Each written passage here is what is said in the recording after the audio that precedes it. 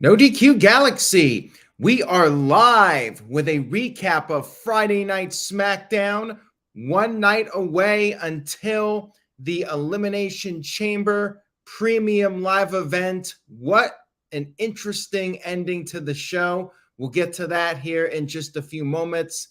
Walter Cruz sent in a $5 super chat. Thank you for that, Walter. He says, no DQ Galaxy, please like and share the video. Tell a friend, spread the word, say yes to no DQ, hashtag stick to my shtick. Who else is hyped for tomorrow? I'm definitely hyped. Let's get into this recap. I do appreciate the early birds, Andrew Chen, Walter Cruz, of course, Mike B, JDP9, Gomer Kyle, David Estevez, CC Drink, and everybody else. Thank you all for tuning in early. We had a recap shown from last week with the Bloodline, and then we had Natalya and Shotzi against Ronda Rousey and Shayna Baszler. Now, Natalya coming out there in Canada, it makes sense. Have her be the first one out there. We had some footage shown from last week that set up this tag team match.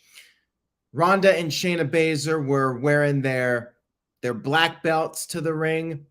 Lots of boos for Ronda. Anytime Ronda would tag into the match, she would get booed heavily. The crowd was even chanting, "You can't wrestle" at her. And I'm thinking to myself, they should chant, "You can't promo." She can actually wrestle. It's the promos that are not good. Hamp Connell sent in a $5 super chat.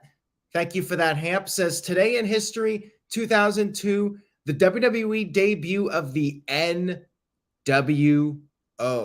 And oh my God, was that piles of money thrown out the window? Yeah, it was, although Hulk Hogan did have one last run as a babyface out of that, but the NWO itself quickly fizzled out. And more on Hulk Hogan here in just a few moments. Anyways, pretty good opening match here with the ladies. Lengthy match, back and forth. Shotzi got in plenty of offense during this match. She hit Ronda with her DDT. They actually did not botch it this time, although Ronda's head looked to have hit pretty hard on the apron. Ronda got hit with that DDT on the apron, and they worked over Shotzi until Natalya got the hot tag. Natalya hit a sit-down powerbomb to Shayna, but she kicked out. Rousey came back in, missed the crossbody. Natalya put on the sharpshooter, but Shayna forced it to be broken. Shotzi was tagged back in, and Natalya got sent to the outside. Rousey applied the armbar submission, and that was it for Shotzi. But she did get in some offense. She hit a dive earlier in the match onto both Ronda and Shayna.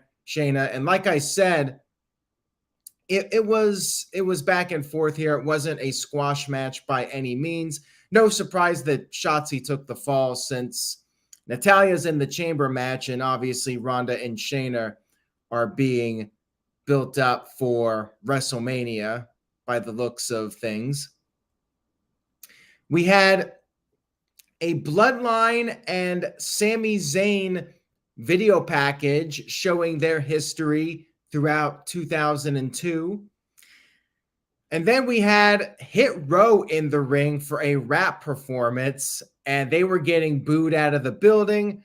And then all of a sudden, we had Bray Wyatt and Uncle Howdy show up. And I think they got the second biggest pop of the night after you know who. The crowd even chanted, "Holy shit," which was bleeped out. They actually cut off the audio. Now, later on at the end of the show, the audio was also acting up. I'm not sure if that was because of a chant or if there were actual technical issues. So anyways, Bray Wyatt and Uncle Howdy beat up Hit Row. I guess they are, in fact, baby faces. It was a little confusing for a while. Sister Abigail from Uncle Howdy to Adonis, and the crowd chanted, "You're welcome." And then Bray Wyatt cut a promo and something very interesting. Matthew thinks there's going to be a tag match, but that would surprise me at this point. Basically, Bray Wyatt has called out the winner of Brock Lesnar versus Bobby Lashley at Elimination Chamber. I was not expecting this. Now, what does this mean? Am I changing my prediction? I was going with Brock Lesnar. Will Brock Lesnar actually do a program with Bray Wyatt? I'm legitimately confused. I was not expecting this direction for Bray Wyatt. I thought Bray Wyatt was going to face like Karrion Kross or do interpromotional stuff with Damian Priest. I was not thinking that it would be Bray Wyatt versus either Brock Lesnar or Bobby Lashley. But I'm going to stick with Brock Lesnar to win. And yeah, it's interesting. Like, will Brock Lesnar do all of the Bray Wyatt shenanigans? Like, it just seems odd to me. But we'll see what happens. I mean, it could be Bobby Lashley, but Bobby Lashley versus Bray Wyatt? Yeah, not sure if that's a good fit. But then again, I'm not sure if Brock Lesnar versus Bray Wyatt is a good fit. And then there was that comment about the tag match, Brock Lesnar and Bobby Lashley working together. Yeah, I'm not so sure about that one. Anyways, moving on here, we had the Banger Brothers, Drew McIntyre and Sheamus versus the Viking Raiders. They brawled on the outside early, as you might expect. Another lengthy tag team match on the show. Sarah Logan was out there helping out her men. They needed to regroup, and eventually the Vikings got some offense. They slowed down the pace of the match. McIntyre then got a hot tag, hit a Michinoku driver, but Eric kicked out of that. Sheamus came back in, and Sheamus had Ivar on the second ropes and did this senton-like move similar to what Mr. Anderson / Mr. Kennedy's finisher was back in the day. It was pretty scary. I mean, a lot of power from Sheamus, but man, that move could easily go wrong. But hats off to Sheamus for pulling it off. Just incredible strength. And then the bros did the dueling 10 beats, maybe 20 beats now. It's more than 10, it seems like. And Sheamus hit a diving knee off the top, but Eric broke up the pin attempt. McIntyre hit a dive to the outside on the Raiders. Sarah Logan got involved. She got on the apron, and that momentarily gave the Viking Raiders the upper hand. But then after a Viking splash, McIntyre kicked out. Sheamus got back in, hit the bro kick, and then McIntyre hit the Claymore on Eric and got the 1-2-3 victory. Outcome was predictable, but match was pretty good. It was solid. Banger Bros pick up another win. Hamp Connell sent in a $5 super chat. Thank you for that, Hamp. Much appreciated. Says, it sounds to me like lazy writing. The winner of Lashley and Lesnar gets nothing for winning. You would think they would go for a championship. Well, all of the championship matches are pretty much booked up at this point. So in kayfabe terms, like, they really have no options as far as world title matches go. And yeah, you could have Brock Lesnar go for the Intercontinental title, but I'm still thinking we're getting a different match at WrestleMania for the IC title. More on that for a few moments. I mean, maybe the Banger Brothers are not going after Gunther. I'm intrigued about this Brock Lesnar stuff. I have to tell you guys, I'm not sure where they're going with this. We then had another Bloodline and Sami Zayn video package. And then we had Asuka versus Liv Morgan. One of those matches where all of the Elimination Chamber participants were out there. Carmella was on commentary. Nikki Cross was messing with the announcers, Wade Barrett and Michael Cole. By the way, where is Pat McAfee? Like, I thought he was going to be back, and he still has not returned on SmackDown. He was at the Rumble, but we haven't seen him since. Anyways, back and forth match here with Liv and Asuka. And Liv was on the verge of winning. She rolled up Asuka, but then Asuka countered her, applied the armbar submission. Liv Morgan tapped out. So once again, Asuka looking very strong heading into the chamber. And then after the match, they did the deal where everybody comes in, hits their move, and it was down to Raquel and Liv. Raquel helped up Liv, only for Liv to take her down, and then Asuka and Liv, the competitors in the match, had a final stare down heading into the premium live event. Hamp Connell sent in a $5 super chat. Thank you for that. Hamp says, I was referring to Bray Wyatt calling them out. He's calling out the winner of a match that means nothing. Well, Bray Wyatt wants his WrestleMania payday. I can explain that a lot easier. Bray Wyatt is going to call out the biggest star possible. I mean, that makes sense to me. He wants that WrestleMania payday.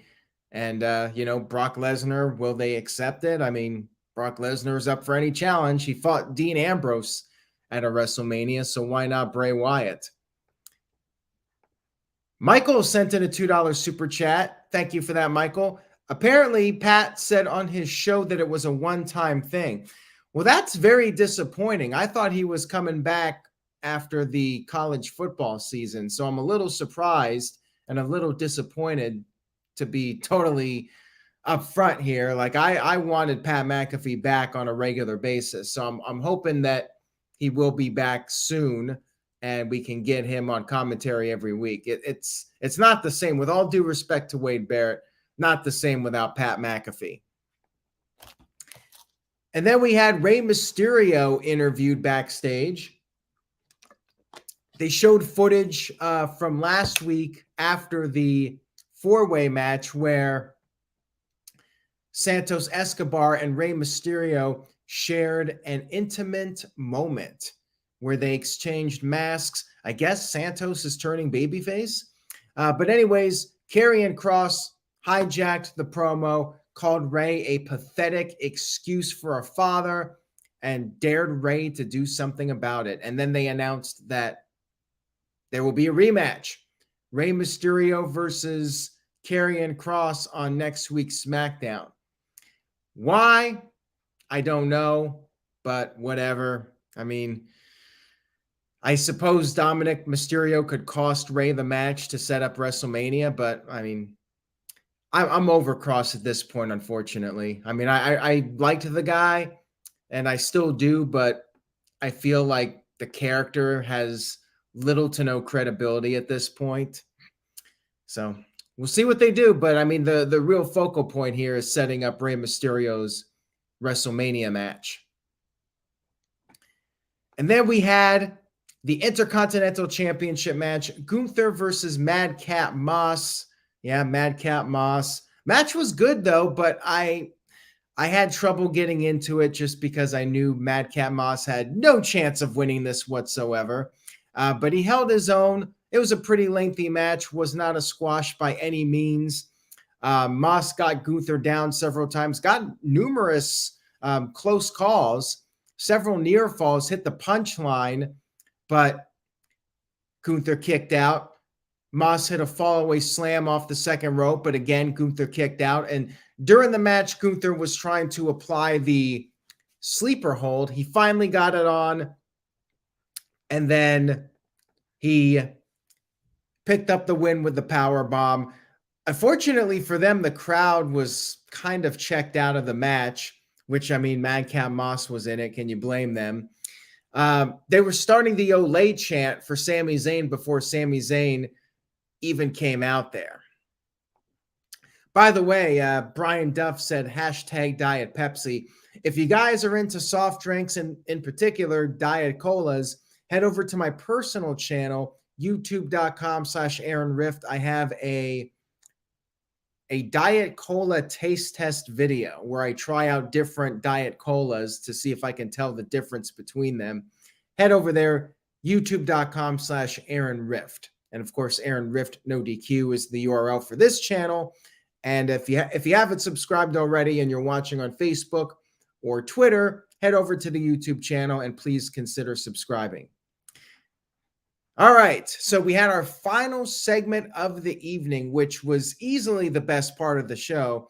Sami Zayn coming out there in Montreal. The crowd was going crazy for him, as you would expect. Sami Zayn basically got the Hulk Hogan reaction. Remember, Hamp brought up Hogan's return in 2002 with the NWO. Hogan came out the night after WrestleMania 18 and got this sustained crowd reaction. The crowd would not stop cheering for Hulk Hogan. And that was in Montreal.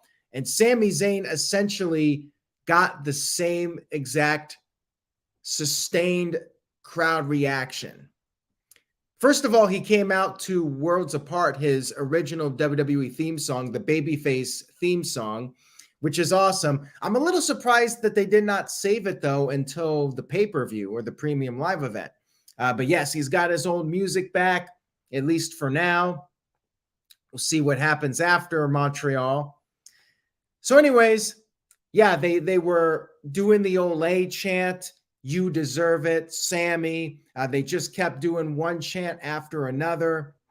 Walter Cruz sent in a $10 super chat, says, "Just make it a regular match, Brock Lesnar versus Bray Wyatt, one-on-one, no Hell in a Cell, no something on a pole match, no winner gets a year's supply of Mountain Dew or some shit. Just go one-on-one, that's it." I'll tell you what, Noah Foster, the Simple Man, would appreciate that kind of stipulation. Make sure you guys follow Noah Foster and join the No DQ Predictions League. Follow him, nfoster1916 on Twitter, and join the Predictions League, like I said. So anyways, Sammy eventually talked. He got 5 or 6 minutes, and finally, you know what? Time was running out on the show, and he had to talk. So he did speak for a few moments. He spoke in French, which got a huge reaction. He said that this event is a once-in-a-lifetime moment, and he said that at Elimination Chamber, it will be Roman Reigns versus Sami Zayn and the entire city of Montreal. And he very passionately said, Roman Reigns is going down. And that was it. The music played. Michael Cole said, will it be the biggest upset in WWE history?